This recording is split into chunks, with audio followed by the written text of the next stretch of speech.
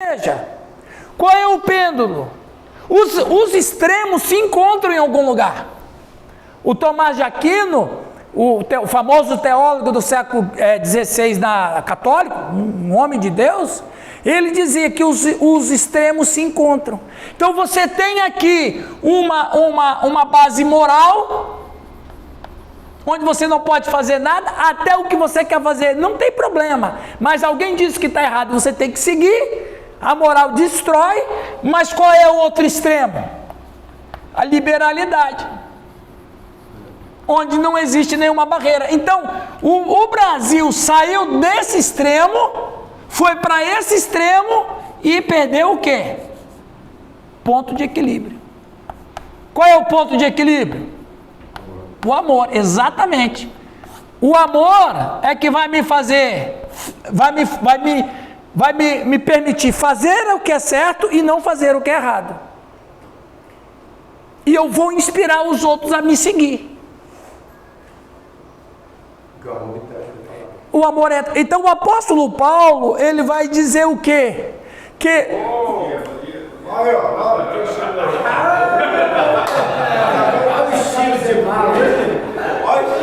Vem cá, pessoal.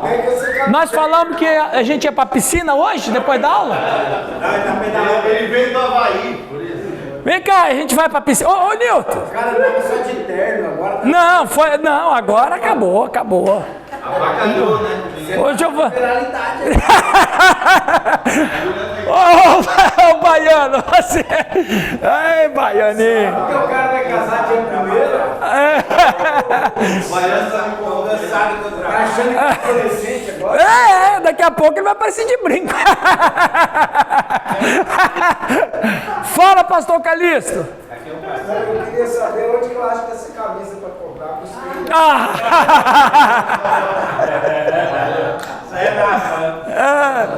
Ok. Tá bom. Viu, pessoal? Então, para quem chegou aqui agora, nós estamos tratando de 2 Coríntios capítulo 2, quando o apóstolo Paulo vai dizer que o membro incestuoso reconheceu os seus pecados e ele se consertou e agora é para a igreja afagá-lo.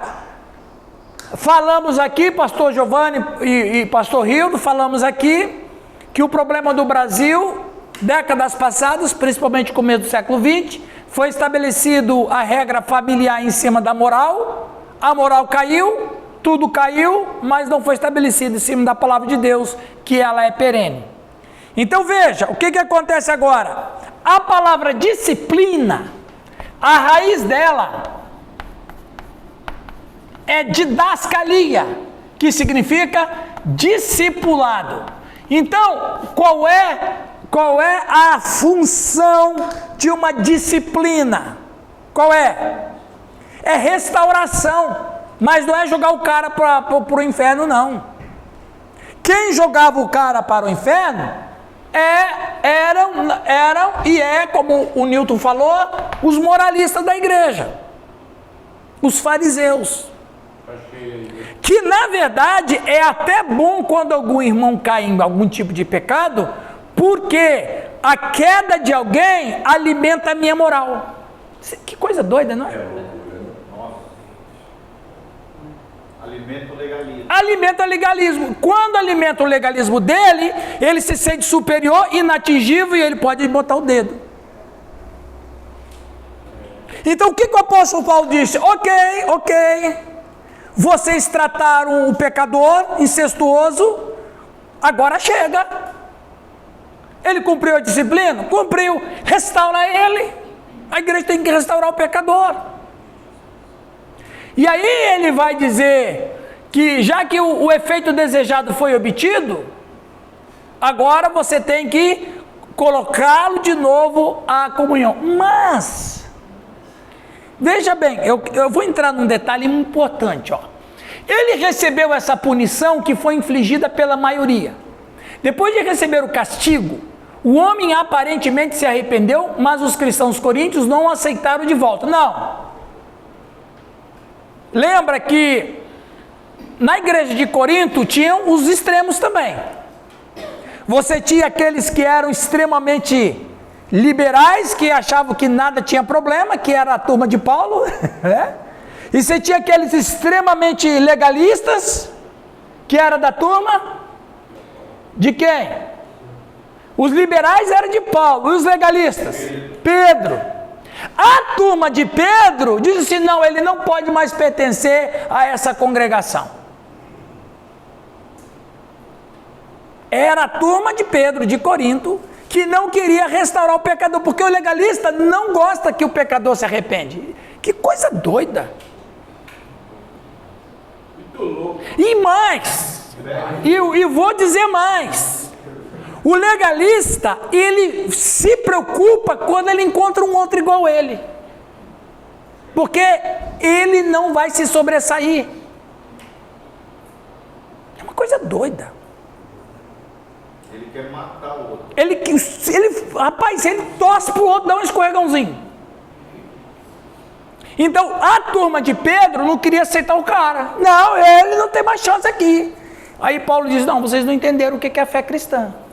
A fé cristã é de restaurar. A fé cristã não é de condenar. Jesus mesmo disse, não vim para condenar o mundo, eu vim para salvar o mundo. E quando Jesus Cristo criou a igreja, criou uma agência de salvar e não uma agência de condenação.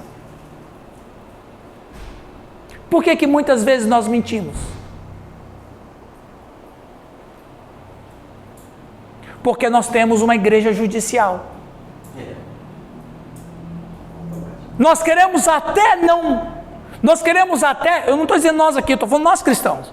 Nós queremos até abandonar algum tipo de pecado, mas eu não posso confessar, porque se eu confessar, eu vou ser condenado e colocado na fogueira. Por isso que muitos de nós mentem, muitos de nós escondem. É a história do filho pródigo. Por que o filho pródigo volta para a casa do pai? Vocês já pararam para pensar? Por que o filho pródigo volta para a casa do pai? Porque ele sabia que o pai iria perdoá-lo. Amor, se ele soubesse que o pai era severo, era cascudo, era moralista, era legalista, o que ele ia pensar? Eu vou ficar aqui com os porcos que eu estou melhor aqui. Eu não vou me humilhar até a casa do meu pai, chega lá e meu pai falou assim, te vira, negão. Você que escolheu isso aí. Nem apareça mais, nunca mais na minha casa. Se ele conhece, o filho conhece o pai. Então essa parábola ensina que o filho chegou assim. E olha, quando o rapaz estava treinando com os porcos as palavras certas que ele iria falar com o pai, ele disse assim, ó, se eu falar desse jeito, o pai vai me perdoar. Pai, pequei diante do céu, diante de ti. Eu tenho certeza que o pai vai me perdoar. Só que ele não conhecia tão bem o pai. Ele conhecia a misericórdia do pai em partes. Porque quando ele vai dizer, pai, pequei diante do céu e diante de ti, qual era a outra parte? Me trata como um dos seus trabalhadores. O pai não deixou falar essa segunda parte. O pai interrompe, o pai só interessou na primeira parte. Pai, pequei contra o céu diante de ti. Me trata, tá bom, não quero mais nada. Então, quer dizer, ele conhecia a misericórdia do pai, mas não sabia que é a mesma questão. Quando nós chegarmos na presença de Deus do céu, a gente vai ver que a misericórdia de Deus era muito além do que a gente imaginava. Pode falar, pastor. Eu quero lembrar de uma parábola da nossa época. Já recebi pela 10ª vez, eu acho, nas redes sociais, e agora recebi ela também na igreja. Alguém me mandou lá, achou bonito, mandou. Daquele caso do cara da igreja, o celular toca, já deve ter recebido também. Não sei, vamos lá. O celular toca, todo mundo olha para ele, o pastor chamou a atenção de lá do púlpito e coloca ele para fora da igreja, depois da fora chamou a atenção dele porque o celular tocou, porque ele não pôs o celular no mundo, ele foi nunca mais tocar na igreja. Ele foi para o boteco e derrubou a água no chão. Ele pensou, agora eu estou perdido, né? Agora vamos jogar fora do boteco. Pelo contrário, o boteco abraçou ele, o garçom veio, limpou, o gerente serviu outra bebida, e aí ele nunca mais deixou ele no boteco. E alguém acha isso bonito. Parece que passa esse vídeo com achando bonito, né? Tá vendo? Os do mundo abraçam, os da igreja excluem. Então, eu não concordo muito com isso, sabe? Sim. Porque é um vídeo para nós cristãos negativo. Ele é muito negativo e você quer saber, pastor? Real. Negativo e é real. Porque como Newton disse, muitas igrejas fazem isso hoje. E é muito negativo. Por outro lado, ele deve me fazer pensar. Será que eu faço parte dessa igreja? Ou será que a minha igreja é uma igreja que abraça quem está arrependido? Eu estou dando ênfase que o cara pode ficar fora. Então, tem pessoas que vão interpretar assim. Eu já estou interpretando que a igreja deveria mudar de atitude com quem peca. E na verdade, coitado, nem pecado, de acordo com o que você estava falando, nem pecado é. Um descuido, na verdade, né? Ué. Mas, pastor, Sim. falando dessa de moralista aí, Sim. creio que todos nós já fomos um pouco, até mesmo somos moralistas. Sim. Em algumas situações. Sim, sim. O ensino vai tirando isso da gente. Pessoal? O Sim. ensino vai tirando um pouco esse espírito de Pedro da gente. Aham. E todos nós, eu acredito que já somos um pouco moralistas em algumas decisões que temos que tomar. Exato. E, é verdade. E vou dizer, nunca devemos esquecer aquele fato de João 8 com a mulher adúltera. Onde estão os teus acusadores? Só que o amor, ele não passa a mão em pecado. O amor, a Bíblia fala em 1, Paulo mesmo disse em 13, que o amor não se ressente do mal. É mal, tem que ser corrigido. O amor, né? Com amor, porque o amor tem como objetivo a restauração. A moral tem como objetivo a perca. A punição. Sem chance. Sem chance.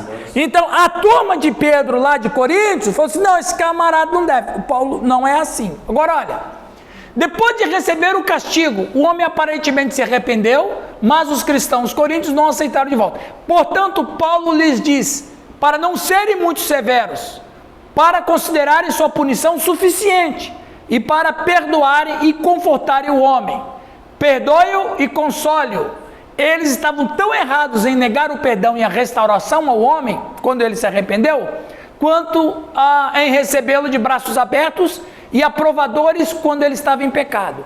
Os cristãos coríntios achavam fácil errar em qualquer um dos extremos, sendo muito brandos ou muito severos. É como eu disse, você tem uma igreja onde tem dois grupos, um é liberal e outro é radical, moralista. E esses dois grupos da igreja fazem mal para a igreja. Ok? Agora, é um detalhe isso aqui que eu trouxe. Ó. Paulo dá outra razão importante. Para que Satanás não obtenha vantagem contra nós. Qual é a função da disciplina e da restauração? Para que Satanás não obtenha vantagem contra nós. Não só havia o perigo que Satanás não obtivesse vantagem contra o penitente, levando ao desespero, mas também contra as igrejas. É o que você falou aí, Sérgio. E os apóstolos ou ministros de Cristo, representando-os como muito rígidos e severos, e assim ajustando as pessoas de se juntarem a eles. Eu não quero fazer parte de um grupo que algum tipo de deslize vai me jogar para a inexistência. Já basta os estoicos, na época deles, que era um grupo filosófico, que tratava a vida assim, ninguém pode ter prazer nenhum, os extremos. Ninguém pode chorar, ninguém pode rir, nenhum tipo de prazer a pessoa deve sentir, porque a vida não tem sentido prazer, você tem que ficar firme, você tem que anular os seus sentimentos, você tem que ter uma disciplina rígida. Os estoicos estavam ali para isso. Mas não é essa a proposta da fé cristã. Fala, Rose. Você imagina, eu sou crente desde 6 anos. Ixi, faz pouco tempo. Nasci na Batista. Aham. E sempre fui aquela criança da igreja, cantava no grupo, Aham. adolescente, jovem. E o pastor, muito pouco ia na nossa casa. Assim. Ia, mas não conhecia muito meus irmãos. Um dia eu descendo da rua, o meu irmão veio. Meu irmão usava uma botona, assim, tinha uma barba. E ele pegou e me abraçou e a gente desceu para casa. Quando eu cheguei no domingo na igreja, eu estava entrando em disciplina. Aí eu falei, ué, o que está acontecendo? Não, porque você está namorando uma pessoa que não é crente comigo. Como assim, gente? Da onde vocês tiraram isso? Uhum. Aí eles foram falar, falei, gente, é meu irmão lá. Era meu irmão, imagina. Imagina. Isso aí é dos motivos de muitos estar fora da igreja. Exato. Porque assim, ninguém ia perguntar quem que é aquela pessoa, já chegava te metendo. Veja bem, irmãos, tem muitas comunidades cristãs que estão servindo Satanás. Você colocou ali. Mas uai. É o Paulo que está dizendo ali. Então quer dizer, você imagina, Satanás olha uma igreja e nem se preocupa com ela. Sinagoga de Satanás, nem se preocupa com ela. Ah, essa turma aí canta para ele, mas no final das contas eles servem a mim. Percebem? Sinagoga de Satanás, exatamente. Então veja bem, o que nós temos que fazer com... E outra, viu pessoal? E outra, atenção pastores que pastoreiam. Duas questões que eu quero compartilhar com vocês, que eu acho que muito... É porque eu sou o pastor que não pastoreio, né? Eu sou pastor sem igreja. Não tenho sem teto, sem terra, eu sou sem igreja.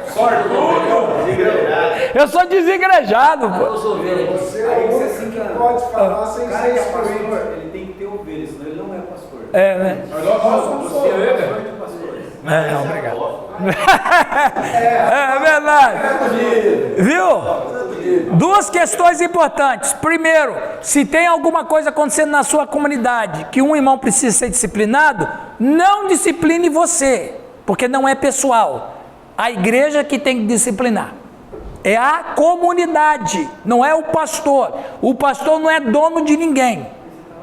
Aí pega os moralistas e ferrou. Não, aí é o tal negócio. Você tem que... o princípio bíblico é esse. Só que... aí outra coisa que eu vou falar. Segunda questão. Tem que saber fazer bem a coisa, porque hoje é facílimo do camarada se sentir humilhado e meter um processo em cima da igreja. Então nós temos os pêndulos.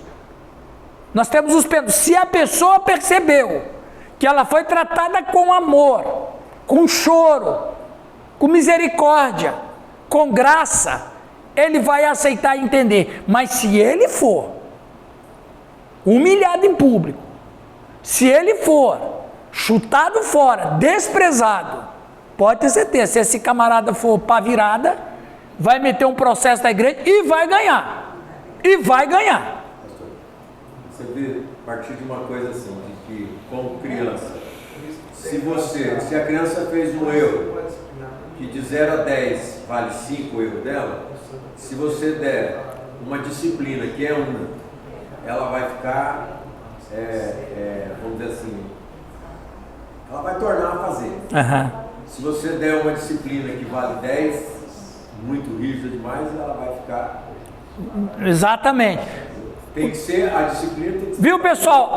Lembra sempre, uma pessoa na igreja, homem ou mulher, moço ou rapaz, que cai em algum tipo de pecado, ele, por ser um cristão, ele já está condenado por ele mesmo. É isso mesmo. Uma condenação. Olha, eu vou dizer uma coisa.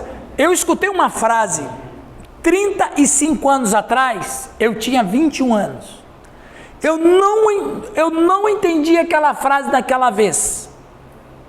Com os anos que se passaram, com as experiências que eu tive e com o conhecimento que eu tive na Escritura, eu entendi aquele homem. Esse homem já é falecido, um homem de Deus, inclusive sogro do meu irmão.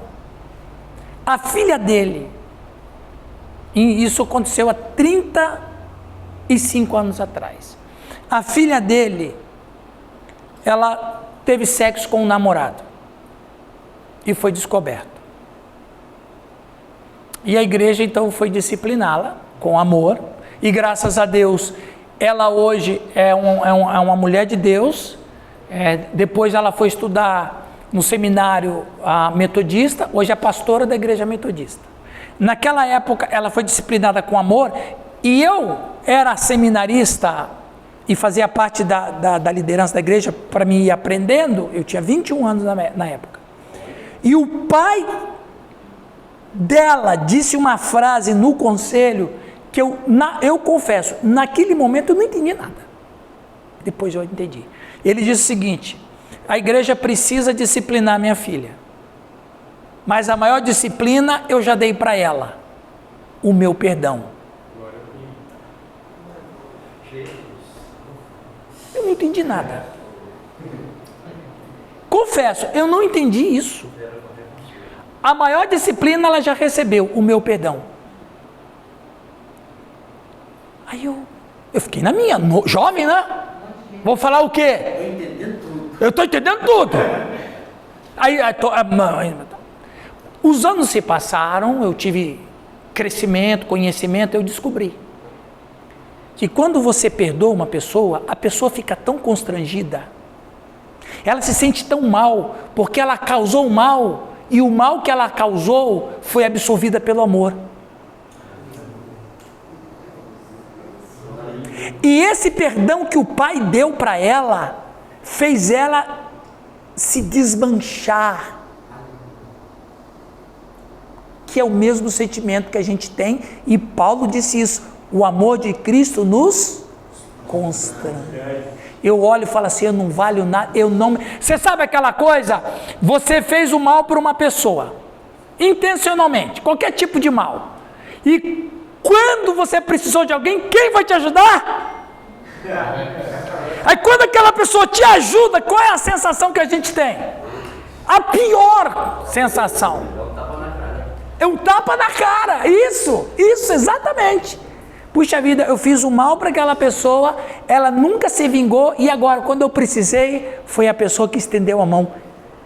O pai dela disse, a maior disciplina eu já dei, o meu perdão. Eu não entendi na hora, depois eu entendi que o amor constrange mesmo. É o pai do filho pródigo. Agora, uma pessoa que é disciplinada com esse amor, que é dada a ela esse perdão, que há um constrangimento nela, o que acontece? Restaurou a pessoa. Restaurou a pessoa. É o que Paulo diz, a gente tem que ter cuidado para Satanás não alcançar essas pessoas que não se sentem perdoadas, se sentem injustiçadas. O camarada vai dizer, tudo bem, eu errei, mas isso é jeito de me tratar? Fala, Rosi. A gente teve um caso assim, na nossa igreja, tempo atrás, e a gente estava assim, meio que ciente do que estava acontecendo, né? Alguma coisa assim, mas a gente não falou nada. Aí um dia, o rapaz chegou do pastor e falou para ele, Sérgio, pastor, você fala com o senhor. Aí estava ali, daí passou. Ele foi viajar, eu estava na igreja, ele chegou, pastor, hoje eu preciso falar com o senhor. Falei, tá bom, senta aqui, vamos conversar. Daí aconteceu assim comigo, saí com a moça, engravidei a moça e tal. Aí eu olhei para ele e falei assim, eu só podia fazer duas coisas com você. Primeiro, eu podia te bater, como mãe, né? Porque você é um homem e hoje se viu você vai ser com uma pessoa que você nunca viu na tua vida. Você podia pegar, primeiro de tudo, podia pegar uma doença. Segundo, você é um servo de Deus, por que você estava naquele lugar? Aí ele abaixou a cabeça, pensou, ele questionou tudo a vida dele, ele contou tudo. Eu falei, rapaz, vou te falar uma coisa. A primeira coisa que você fez foi reconhecer que você errou e que você precisava de confessar o pecado. Exato. Pronto. E somos nós para dizer que você está condenado. Não podemos. Ele cheguei em casa depois que você chegou, contei para ele, passou. Ele mesmo falou, pastor, eu preciso de ser punido. A igreja nem ficou sabendo, ele ficou. Passou os dias, todo mundo, por que você está dando oportunidade para o irmão? Não, ele pediu para ficar os dias. Isso, é aquele caso lá em Foz do Iguaçu que eu contei para vocês ano passado, lembra, né? Mas ele fica contraditório na questão, você falou que você tem que levar o caso para a igreja. Não, veja bem, levar o caso para a igreja... Eu concordo nessa situação. Então, levar o caso para a igreja pode ser em várias situações. Você pode levar o caso à igreja pela representação da igreja, que é a liderança. Criar uma comissão. Você tem uma liderança. O presbitério da igreja é a igreja, ok? Tudo depende do espírito do tudo depende, exatamente. Bacana Foi muito. Já aconteceu isso no meu ministério, deu dar uma disciplina Só que eu falei para vocês ano passado, né? Só que cheguei pro casal e disse, ó, eu não vou dizer quanto tempo vocês vão ficar de disciplina. No dia que vocês sentirem que estão aptos... Viu? Esse rapaz tá na igreja hoje. Só que esse caso, você recuperou. Esse caso que aconteceu comigo não foi nem adultério, não. Foi que o marido pegou a faca para matar a mulher pegou a enxada para matar o marido. E os dois eram do louvor da igreja. Imagina! Imagina! Eu falei, gente, o instrumento de vocês não é faca e enxada. O instrumento de vocês é outro, meu. Pastor, mas esse caso da igreja, a igreja condena demais. Sim. A gente estava viajando e eu sempre ajudei, assim, os líderes, eu junto com eles, trabalho junto, né? Por ser uma igreja nova. E a gente estava viajando de férias e eu lembrei, eu falei, poxa vida, eu não marquei nada com os jovens no carnaval.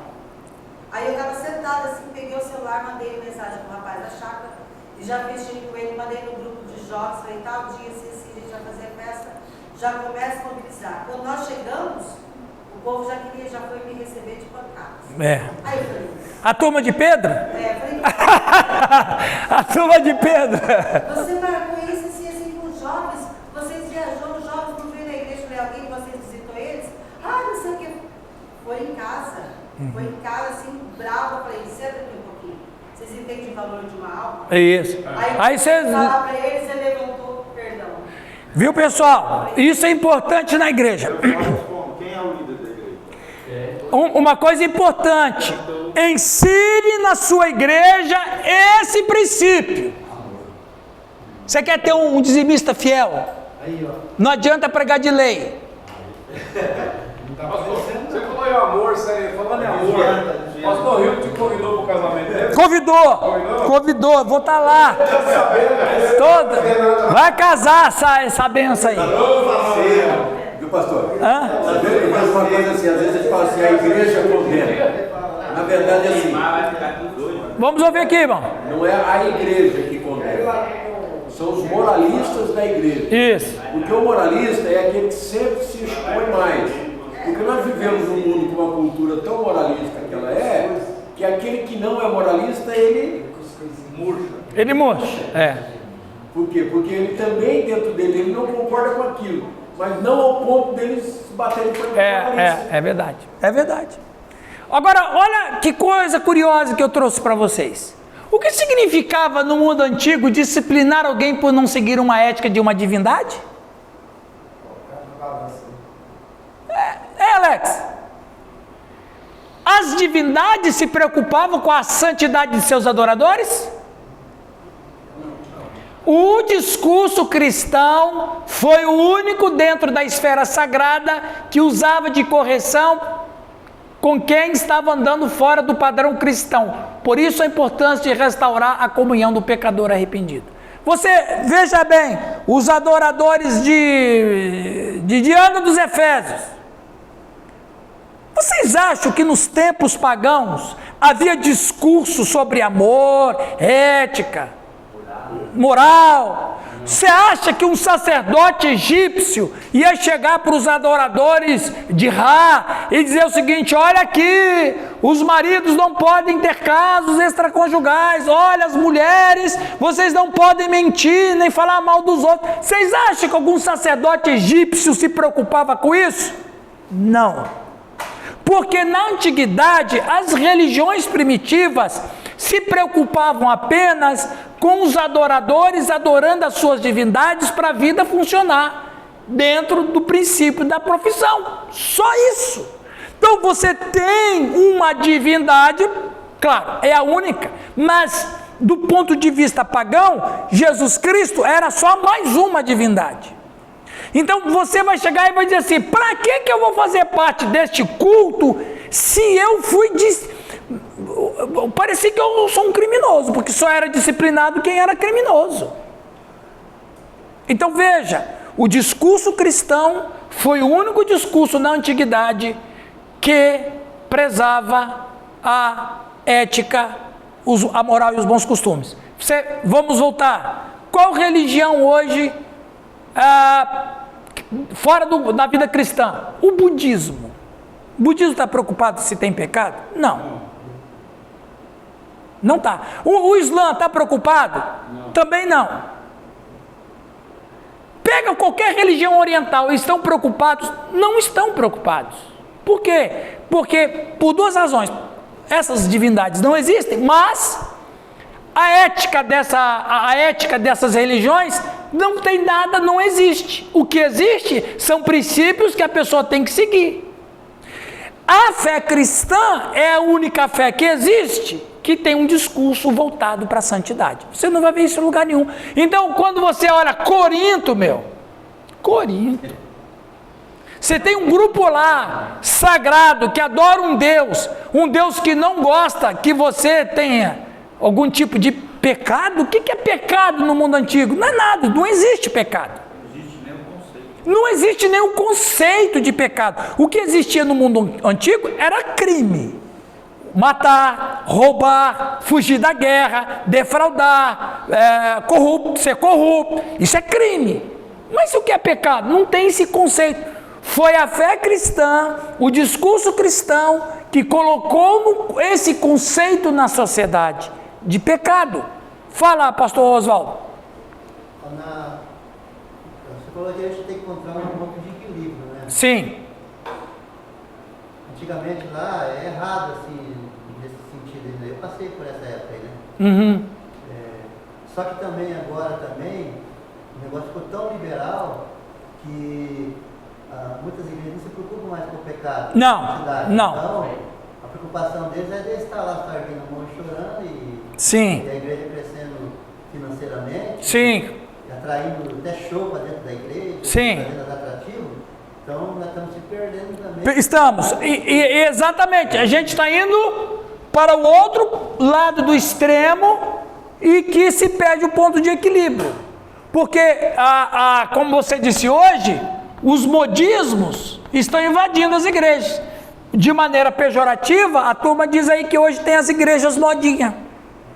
Igreja modinha é igreja relacionada com a liberalidade. Eu quero ir para aquela igreja. Para oitava você marcou assim? Cara, fica... Aí, ó, tá vendo? Você falou que era para aquela igreja. A oitava lá, rapaz, é festa. Passinho, fazer passinho. Agora ensinando a fazer passinho lá. Ó, o apóstolo da oitava vai falar. Agora tem muita gente, muitos pastores que não abriram a mente. Não. Tá? Hoje a igreja ela tem que ser uma igreja contextualizada. Ser uma igreja. Aprendeu aí, ó, aprendeu? Não, a gente vê isso no dia a dia. Sim. Eu vou numa igreja tradicionalíssima lá, fica lá, aí eu vou numa igreja contextualizada, é outra coisa. Viu, Nilton? O que a gente tem que fazer, o líder tem que fazer? Ele tem que fazer um negócio para ficar, não deixar modinho, mas colocar a palavra. Ó, isso aqui talvez é o que você esteja se referindo. Liturgia. A liturgia no Brasil, preste atenção, a liturgia no Brasil, ela sempre foi muito pesada. Quem é batista aqui sabe, quem é presbiteriano aqui sabe, tinha certas liturgias que Deus tinha que pedir licença para entrar. E ainda tem. Então, eu vou dizer para vocês, eu defendi uma tese num curso que eu fiz. Eu defendi uma tese que a minha tese em síntese era isso. A melhor coisa que aconteceu no evangelicalismo brasileiro foi o movimento pentecostal. Gostou dessa, né? Por que foi? Porque o movimento pentecostal, ele conseguiu tirar as amarras e o gelo de uma liturgia pesada. Foram os pentecostais que introduziram nos cultos os corinhos.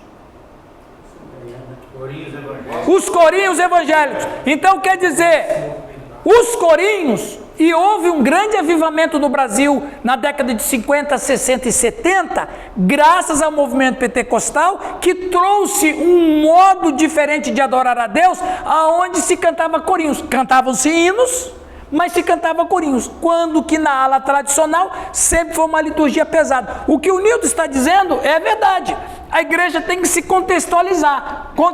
Contextualizar em que sentido? Na ética? Não. Na fé cristã? Não. Na doutrina? Não. Mas na própria condução da igreja. Até palavra. Eu sou do berço. Eu fui começar a entender a palavra pregada. Aham. Depois eu pensava quando era adolescente, você a melhor. Faz tempo, hein? A melhor coisa é ser pastor. Porque fala abobrinha no público, você não entende nada. E ninguém pode questionar. Ninguém questiona. Não pode. E hoje tem culto assim. O cara chega lá, senta, ouve coisa com nada, nada com nada e sai embora sem nada. Sem nada, é. Mas o que livrou ele foi os cânticos, o período do louvor e tal. Que não edifica. Isso que é a dose. Então veja. Mas faz parte, né, pastor? O quê? Você na igreja, você tem essa liturgia, você tem uma coreografia, você tem um louvor, você tem uma... Tudo mudando. Mas veja, lá na oitava, viu, Hildo? Na oitava, eles apagam as luzes e fica um globo rodando lá, ó. É a igreja contextualizada, rapaz. Lá eu moro, vou fazer assim também. Hã? Mas olha, depois da luterana só a sexta. Primeiro não, né? Eu dou aula de liturgia, eu dou aula. Olha. Isso é... E esse pessoal, assim, também houve esse movimento, né, que foi bênção e tudo, mas assim, também, o pessoal que nasceu nesse movimento, eles não conhecem muito sobre liturgia. Eles não têm liturgia. É outro problema. Depende do... na verdade, existem várias construções de liturgia. Viu, pastor? Aí tá várias construções de liturgia. Entendeu? Então, cada rebanho, isso, tem a sua liturgia. Agora, porque liturgia é uma forma de a gente se proceder no culto cristão. Ordem do culto. A ordem do culto, ok? Adiante. O apóstolo Paulo também perdoava, né? Eu também perdoo, né? O apóstolo Paulo também perdoou. O homem ofensor também pecou contra Paulo de alguma forma, direto ou indiretamente. Paulo esperava que os cristãos de Corinto assumissem a liderança em mostrar perdão e restauração ao homem. Recuse-se a perdoar e você não será perdoado. Viu, gente? Só um parênteses. Vocês lembram daquele texto onde Jesus disse que era impossível um rico entrar no reino dos céus? E sabe, eu estava fazendo uma pesquisa uns anos atrás e eu fiz uma descoberta interessante. A primeira coisa que vem na mente da gente do rico não entrar no céu é porque ele tem o dinheiro como Deus. Não é isso? Né? Não é a interpretação que a gente dá que está correta? Só que tem uma outra interpretação que é mais pesada do que isso. É que em Israel o problema não era o rico. Qualquer pessoa podia ser rica. Mas a riqueza em Israel, ela tinha um limite. A pessoa não podia ser rico demais. Porque a pessoa que era rico demais, ela estava incorrendo num grave pecado. A de rejeitar a festa do jubileu.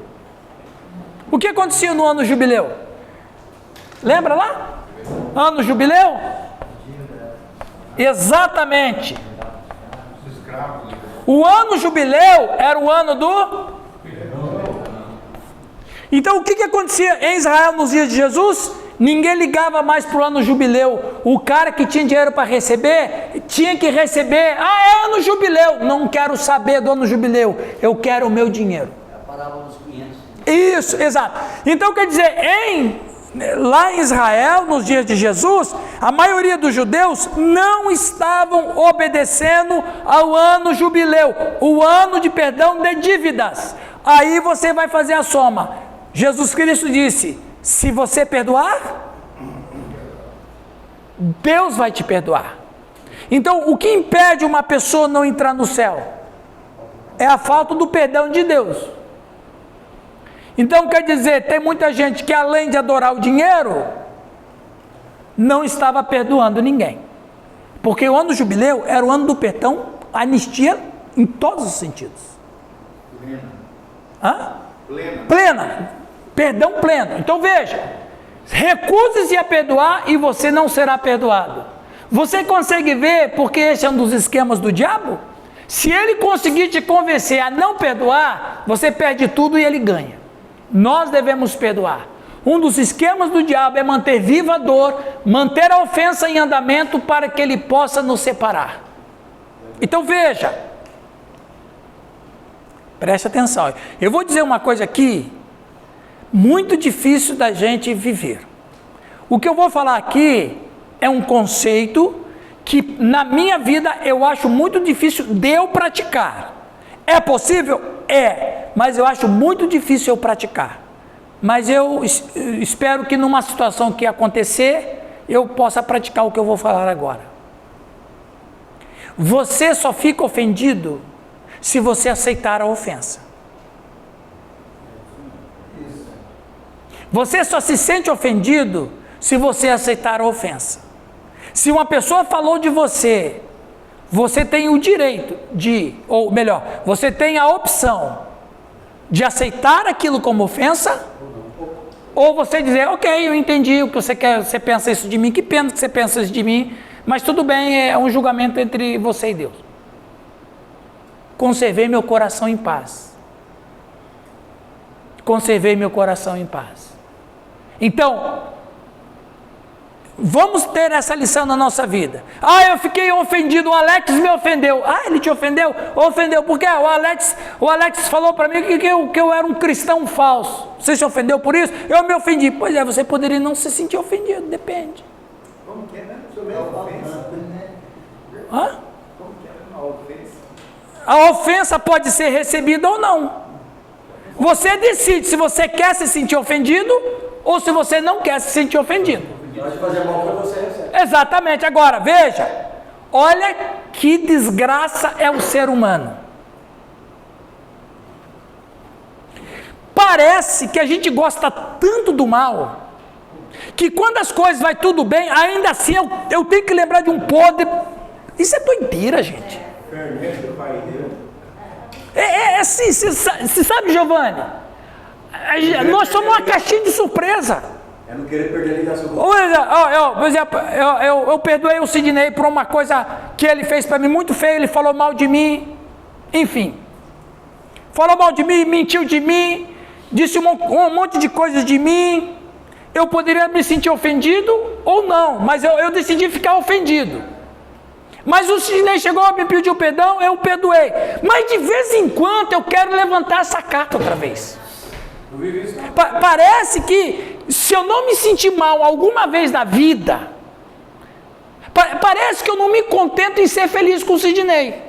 Parece que eu não aceito ter boa comunhão com ele. Eu tenho que estragar um pouco. Aí eu levanto a latinha lá de trás. Percebe que dificuldade que nós temos com isso? Fala, Marcos. Eu vivi isso na pele, pastor.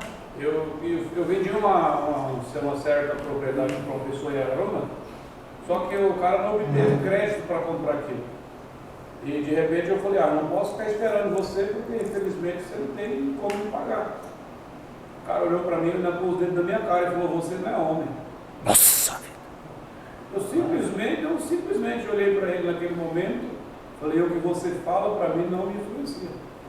Exatamente. O cara até se armou para querer brigar comigo. Exatamente. Quando eu disse isso para ele, ele ficou até desmontado. Nesta hora, você decidiu não pegar a ofensa dele. Sim. É fácil? Não é fácil. Eu ainda falaria assim, a minha humildade não depende da tua opinião. Ele me vê hoje, ele me cumprimenta todo sem jeito. Eu cumprimento normal para mim. Outras palavras. Com certeza, ele já enganou muita gente. É verdade. Ok? Viu, pessoal? Seus Oswaldo. Ô, Marcos. Ó, mais um caos vindo lá da Assembleia. Uma vez um camarada bem grandão, bem bombadão, né? Sabe? Ia brigar comigo, né? Assim, aí eu falei pra ele assim, rapaz, eu te enfio uma bala no meio da tua boca, né? Ele falou assim, então enfia, né? Eu peguei uma bala de urso. Essa foi boa. Essa foi boa. Essa é do Oswaldo. Essa da facada pérola. Cada pérola. Ele não fez isso, não. Ele fez. Ele não mente, não. O renovado mente. Assembleano não mente, não. Não é não, Rio? O cara não era bombado, não. Rapaz, a experiência é dele, rapaz. O pior de tudo é que eu tive que depois as pessoas, você é louco, tinha que ter metido a mão no carro. Você tinha que ter batido. Viu, pessoal? Não esqueçam essa frase. Não esqueçam essa frase. Um dos esquemas do diabo é manter viva a dor, manter a ofensa em andamento para que ele possa nos separar. Nunca esqueça isso. Tá? Separar do quê? Do amor? Da comunhão e tudo, né? Ok, vamos adiante um pouquinho. Tá. Olha aqui, pessoal. Veja bem, lições que aprendemos com Paulo. Amar sem ser conivente com o erro. Amar sem ser conivente com o erro. Jesus Cristo ama a todos, mas a proposta dele é transformar todos os arrependidos. Ok? Veja, o nosso problema não é ser convertido. O nosso problema é ser transformado. Vou repetir. Nós não temos um problema com a conversão. Nós temos problema com a transformação. Pregação de domingo aí. Como é que é? Nós não temos problema com a conversão. Nós temos problema com a transformação. Essa é a... Então, nossa dificuldade não é o perdão de Deus. A nossa dificuldade é mudar de vida. Então, veja. Amar sem ser conivente com o erro. E você sabe que essa frase aqui de hoje, politicamente correto, significa o quê? Não falar a verdade. Porque a sociedade brasileira é uma sociedade entregue ao pecado. É uma sociedade que bate palma para o pecado. É uma sociedade que exalta o pecado. É uma sociedade que está, como disse o apóstolo Paulo em 2 Timóteo, ela está procurando se cercar de mestres segundo a própria cobiça. Agora, politicamente correto é um dispositivo de dizer, eu não quero que você fale a verdade. E falar a verdade na sociedade é apontar pecado. Não, mas preste atenção, pessoal. Prestem atenção. O que existe hoje no século 21 não é mais o ateísmo.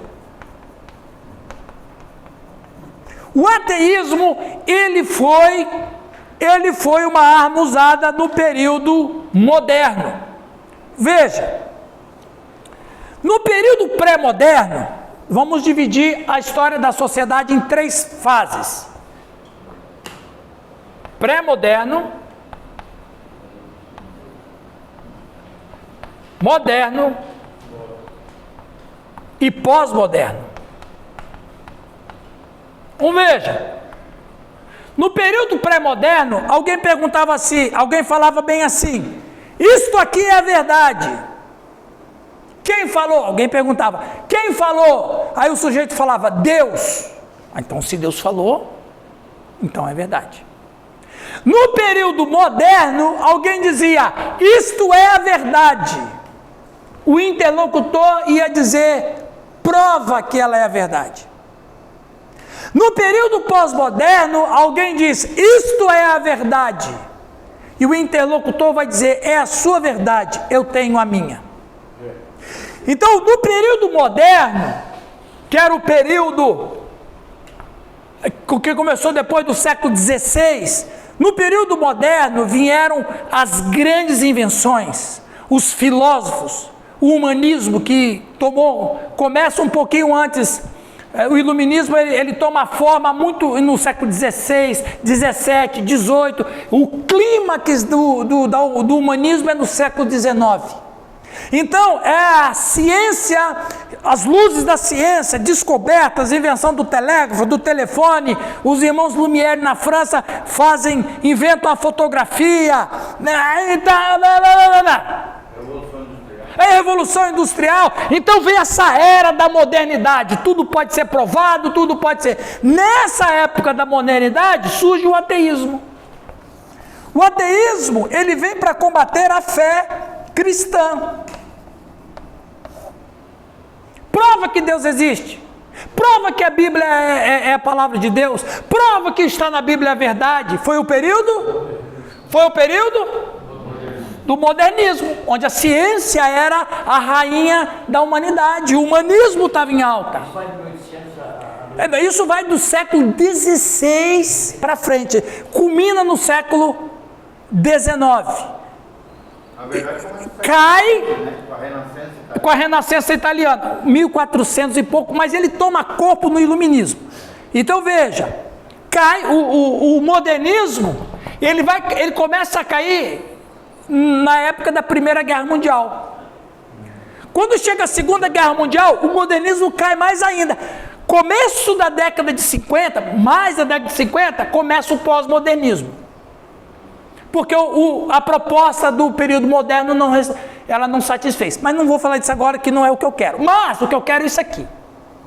No período do modernismo, o ateísmo estava em alta. Os ateus se produziram muito no período moderno. Só que o ateísmo proposto pela modernidade não resolveu. Por que não resolveu? Porque a fé cristã foi defendida de todos os lados. E Deus não saiu do seu lugar. Então, qual é a proposta? Então, o diabo tenta isso.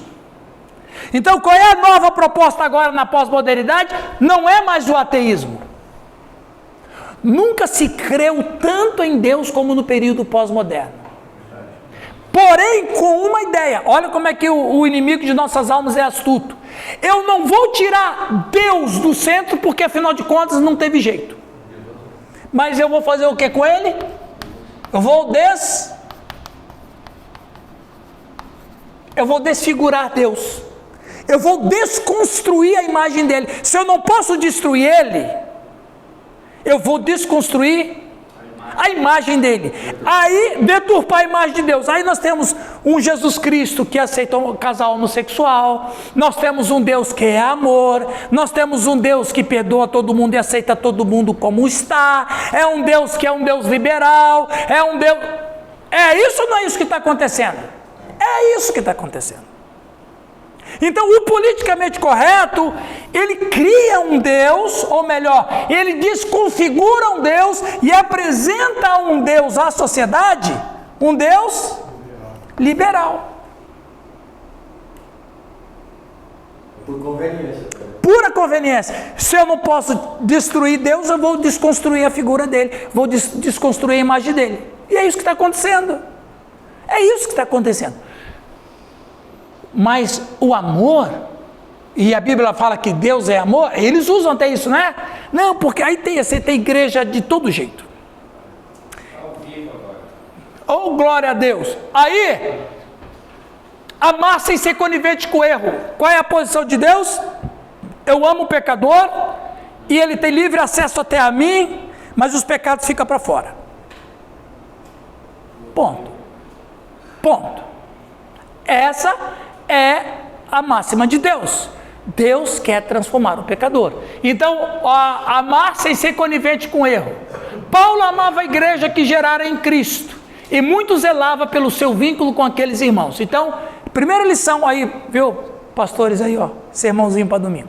Primeira lição que a gente aprende com Paulo: amar sem ser conivente com o erro. A igreja ama a todos, mas não aceita tudo. Ok? Segunda lição que a gente aprende. Quer tirar a foto lá, Oswaldo? Bota lá. em sermão aí, pessoal. Segunda lição que a gente aprende com Paulo: ser obreiro é estar disposto a sofrer perseguições internas. Aprendemos com essa carta de 2 Coríntios e com Paulo que não estamos livres de enfrentar oposições da vida cristã e no trabalho do Senhor. Deixa eu falar uma coisa aqui para os meus colegas pastores. Eu já ouvi pastores frustrados do ministério dizer a seguinte frase: e vocês já ouviram? Não sei se já falaram, mas eu já ouvi, e já ouvi pastores dizendo: eu nunca falei. Mas vocês já ouviram alguém frustrado com pessoas dizer assim: é melhor trabalhar com boi do que com gente? Eu não sei se você já falou essa frase. Pastor, já ouvi, já falei. Isso. Então veja, aí esses tempos atrás eu estava pensando, porque tem algumas frases que aparecem, que por mais que sejam muito populares, você tem que questionar a frase. Mas quando eu paro para pensar, eu penso e vou fazer a seguinte pergunta para vocês: Deus trabalha com pessoas ou trabalha com bois? Deus enviou o seu Filho Jesus Cristo para salvar as pessoas ou para salvar os bois? Se Deus me vocacionou para ser um pastor, Ele quer que eu trabalhe com pessoas. E se Ele me escolheu para trabalhar com pessoas, é porque Ele confia em mim. Eu não posso não nesse sentido, mas eu não posso dizer para Deus que eu prefiro trabalhar com boi do que com gente, porque eu estou dizendo que Deus errou. Eu não sou doido, né?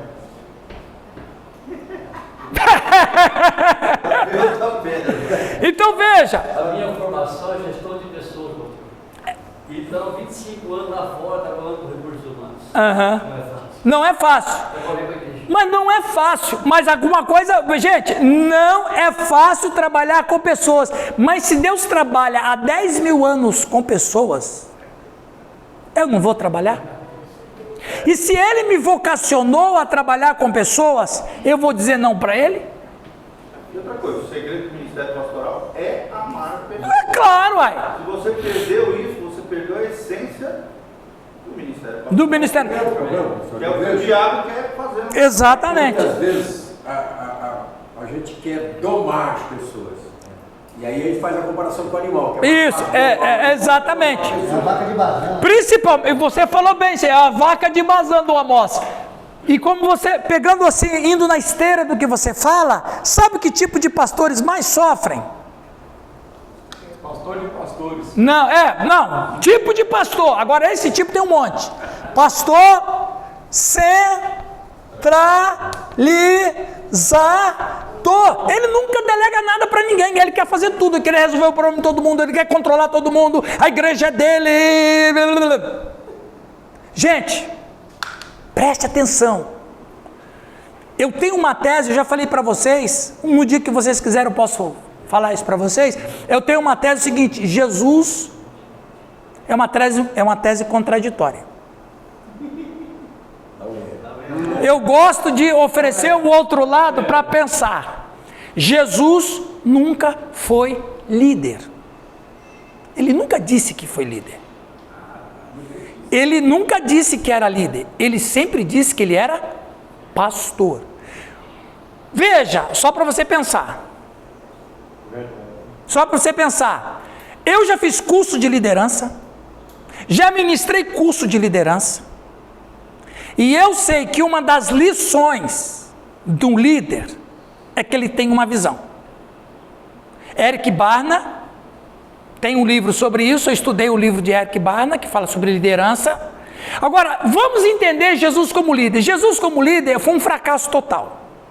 Por quê? A primeira lição de Jesus como líder foi: olha, eu vou morrer, viu?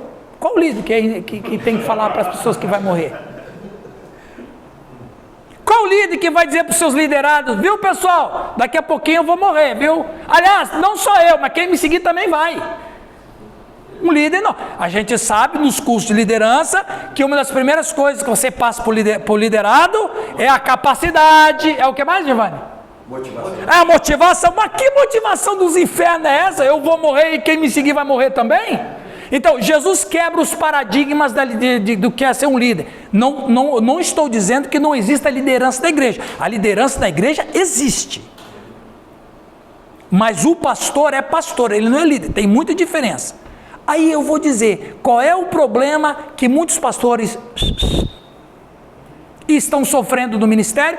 Porque são centralizador. Quem é centralizador? Quem é líder. O pastor não lidera, o pastor apacenta. Mas tem um livro do Philip Kerr que ele escreve sobre o estilo de liderança de Jesus. Pois é. Aí ele vai falar das características de Jesus. Está falando de Elas não alguns são figuras, está falando nome estranho. Sim. Dá para falar? Eu posso falar? Por favor, tem todo o direito. O cara veio fazer implante nessa cabeça dele. Já lapada. Fala. Se eu tivesse uma cabeça, deve estar fazendo implante. Veja. Aquele é o estilo de liderança de Jesus. Ele quebra esses paradigmas que nós temos de liderança. É uma liderança descentralizada, né? Uma liderança. Ele vai falar sobre essa situação que você está falando. De Jesus não ser aquele líder que está à frente e tal. Jesus, na verdade, ele desenvolveu uma liderança de forma quebrando os paradigmas da própria época também, né? Porque ele também estava trabalhando isso na vida dos discípulos. Porém, eu conheço esse livro que você está dizendo, ele é um paradoxo. Porque se você observar o estilo de liderança de Jesus, como ele propõe na tese, ele quebra toda a regra de liderança, então não é líder. Então não é líder. Aí não existe, É disso que tu está falando, eu acredito que Pode falar. que liderança é inferior a pastoreio. Dentro do pastoreio pode haver liderança, gestão de pessoas, uma série de questões. Nem todo pastor é líder. Deveria ser, mas não é. Sim. E para mim, o pastoreio está acima da liderança. Mas é claro que se a gente pensar a liderança, por exemplo, John Maxwell, que é uma das referências de liderança mundiais, liderança é influência, todo verdadeiro pastor tem que ter influência para exercer o pastoreio. Só que, como você falou, eu acredito que pastoreio está acima da liderança. Nem todo líder tem a capacidade de pastoreio, a maioria não tem, e todo pastor deve desenvolver ferramentas de liderança sem abrir mão da sua essência, que é a paciência. Então, veja bem, a ideia, porque a palavra líder e liderança são conceitos modernos. Sim. E de uma certa maneira, essa questão de líder e liderança, não posso afirmar com certeza, mas ele tem uma perspectiva humanista. E por isso que dentro da... conceito secular. É um conceito secular, exatamente. Não exatamente. Mas qual é o problema? É que vai forçando a barra com estilo de liderança de Jesus, sugerindo que Jesus era líder. Tem essa outra definição do MacArthur que você citou? Quem? John Maxwell, que é um baita de um teólogo, mas que, agora, quem são? Quem são esses caras? São norte-americanos. Qual é a cultura norte-americana? Pragmática. Enfim, não quero entrar nisso. Mas, o que eu quero, só estou dizendo antes que eu esqueça, o que eu quero dizer é o seguinte, ser obreiro é estar disposto a sofrer perseguições internas. A palavra testemunha no grego qual é? A palavra testemunha em grego. Martírios.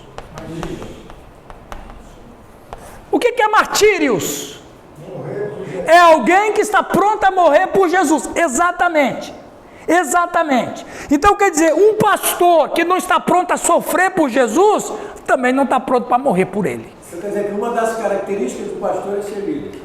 Uma das? Eu não vou entrar no mérito nessa seara. Eu só quero dizer o seguinte, que o pastor, a primeira lição que ele tem que aprender é que ele tem que estar pronto. Jesus disse o quê? Exatamente, João capítulo 10, que o pastor está pronto a... Não, mas a gente não vê isso hoje. Não, o pastor ele não quer sofrer. muito menos quer dar vida pelo rebanho. Mas um pastor que dá vida pelas suas ovelhas, ele é. Posso falar? O pastor. Você fala depois. Posso falar, seu pastor? Eu não vi você levantar. Fala, Calixto. Calixto, Rildo e o pastor Sérgio, a gente encerra para tomar um café. Aqui tem mais batismo que a gente. Pode falar, Calixto. Não, pode falar ainda. Eu queria falar aí, ó. É que você fala aí da diferença de pastor e líder. É um caso para a gente pensar.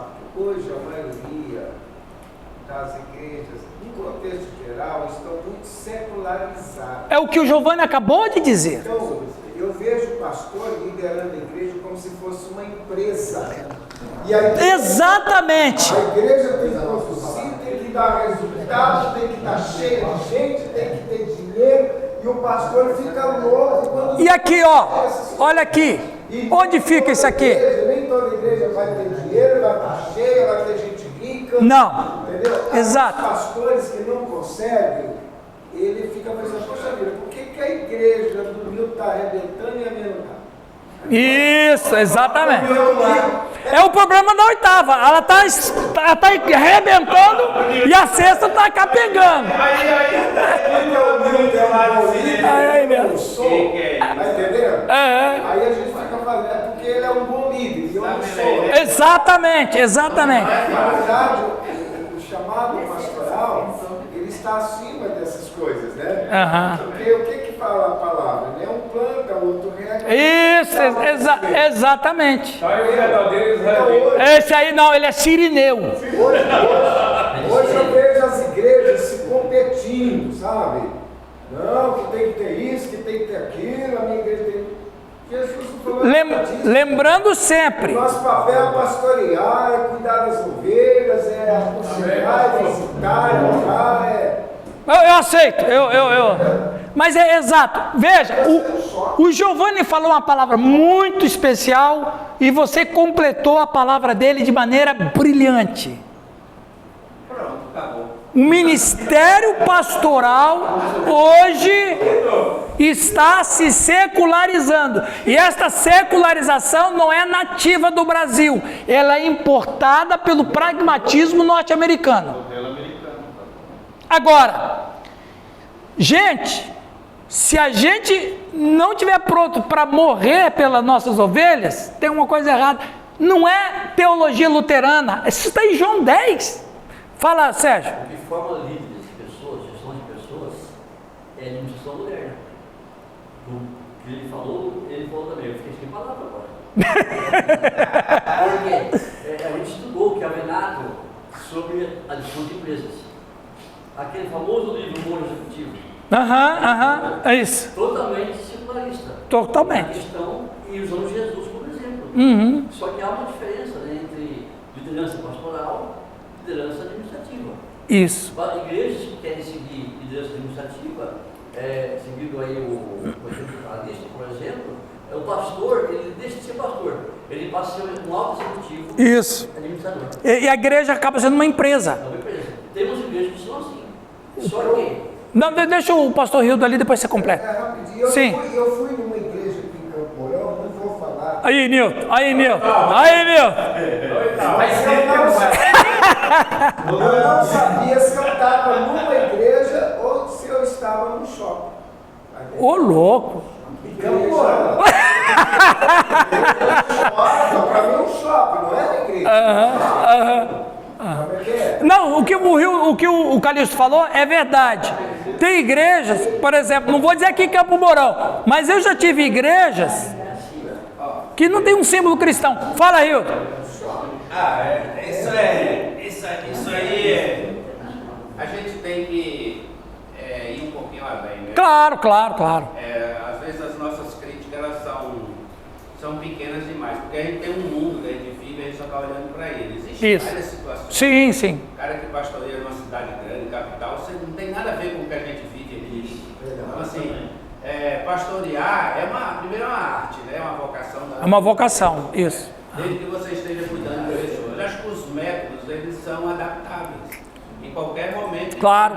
Método é isso. E esse tempo, se você não se adaptar também, você fica para trás. Essa é a verdade. O povo também avançou, o povo também mudou, a tecnologia chegou. Você tem que entrar também, mudar, adaptar aquilo que o Nilton falou aqui brincando, mas é verdade, né? Se a igreja não souber contextualizar, não tiver uma contextualização do local que ele pastoreia, às vezes eu olho para o Nilton lá, às vezes eu vejo a internet, a gente brinca, mas vamos falar sério, né? A gente vê a internet, mas a internet, para uma outra realidade, as pessoas julgam pela internet. Mas assim, dentro da situação lá do Nilton, ele tem que saber o que é importante para o povo dele. Então ele vai desenvolver ferramentas para desenvolver com aquele povo ali. O que motiva aquelas pessoas a estarem com ele na igreja, produzirem, serem efetivas no ministério? Então, o pastor tem que ter essa visão. Então, senão ele fica perdendo tempo. Ele não pode ficar preso no passado. Veja, quando pastoreava assim, você, a realidade é uma realidade. Você disse bem, Rildo. Veja, pessoal, vamos voltar aqui, ó, ponto de equilíbrio. Um homem chamado, olha, esse homem aqui viveu no século 17, M.D. Bonds, ele disse: Deus não unge métodos, Deus unge pessoas.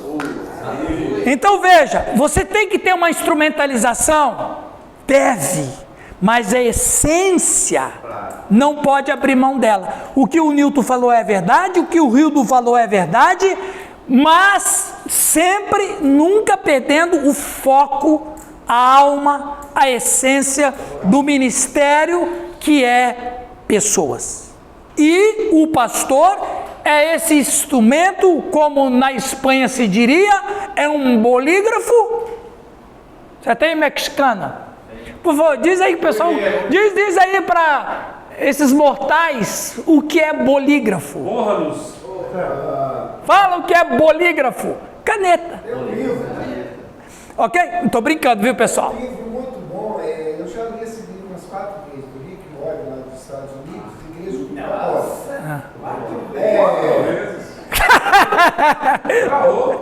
A igreja ela precisa ser contextualizada de acordo com o seu público-alvo. Sim, sim. Por exemplo, o Nilton, né? Eu te dou. Qual é o público-alvo? Os cowboys. É os jovens. Para ele alcançar o jovem, ele tem que botar um touro mecânico lá no fundo da igreja. Ele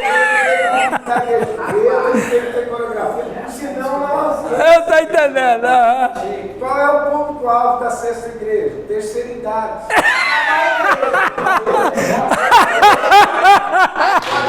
Essa foi boa. Essa foi boa. Viu, pessoal? Viu? Para terminar aqui. Oi. Só assim, tipo assim, é errado. Não sei não, assim, e se você for olhar, tipo assim, logicamente, humano, assim, você não cuida de gente. Assim, a gente faz, no caso assim, por causa da chamada. E pela chamada você aprende a amar, cuidar. Você vai cuidar de uma coisa que não é sua. Sim. Né? Atos 20, 28 diz isso. Daí você tem que fazer bem aquilo que Deus tem te dado. Uhum. Cuidar bem, porque a ovelha não é nossa, né? Não. A ovelha não é nossa, nós somos apenas amigos do noivo. Exatamente. E mais, foi bom você falar isso. Atos 20, 28, o que diz ali? Olha que coisa interessante, Atos 20, 28. Paulo se despedindo com os presbíteros em Mileto. A turma pensa que você é pastor para ganhar dinheiro. Isso, você não tem nada que fazer, você não está fazendo nada na vida, então você vai ser pastor. Isso. E muita gente vem para o seminário porque não dá certo em nada na vida. Olhai por vós e por todo o rebanho, sobre que o Espírito Santo vos constituiu bispos, para apacentardes a igreja de Deus, que ele resgatou com o seu próprio sangue. Para trabalhar na igreja de Deus, que ele comprou ou resgatou com o seu próprio sangue. Então, quer dizer, o apóstolo Paulo diz o seguinte: ó, a igreja existe porque ela foi comprada pelo sangue de Cristo, e é esse povo que foi comprado por um alto preço que você tem que tomar conta. Agora, por isso que eu entendo, não sei, esse é meu pensamento, né? Porque a maneira que você tipo assim, e atrair a igreja, é a igreja que vai te dominar, né? Porque se você atrair a igreja só com campanha, o dia que você tiver campanha, o povo vai embora. É verdade. Então se você tem... Evento. Só atrativo, o dia que você não tiver, o povo vai embora. Exatamente. Para terminar essa primeira parte, a última lição que a gente aprende com Paulo. Paulo não tomou todos por alguns. Não generalizou, né? Apesar de tudo, o apóstolo Paulo sabia que havia crentes fiéis em Corinto. Aqui está o X.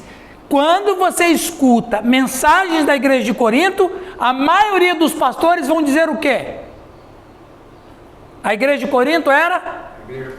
A igreja problemática, a igreja bagunçada. E eu, aqui no curso, eu apresentei para vocês que não era bem assim. Tinha gente crente em Corinto. Tinha gente fiel a Deus em Corinto. Claro, tinha todos aqueles problemas, tinham, mas nós não podemos generalizar. Eu vou chegar da oitava e vou dizer o quê? Não, lá na igreja do oitavo tem crente, né, Nilton? 99,9. Isso foi boa. Olha lá. Apesar de tudo, o apóstolo Paulo sabia que havia crentes fiéis em Corinto, que não tinham entrado pelo caminho da murmuração e da rebeldia. Apesar dos males diversos causados ao apóstolo, ele não desistiu.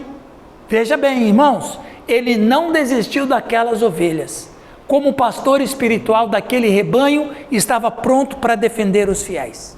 Com todos os problemas dele em Corinto, ele não falou assim, não. Se virem. Vamos tomar um café.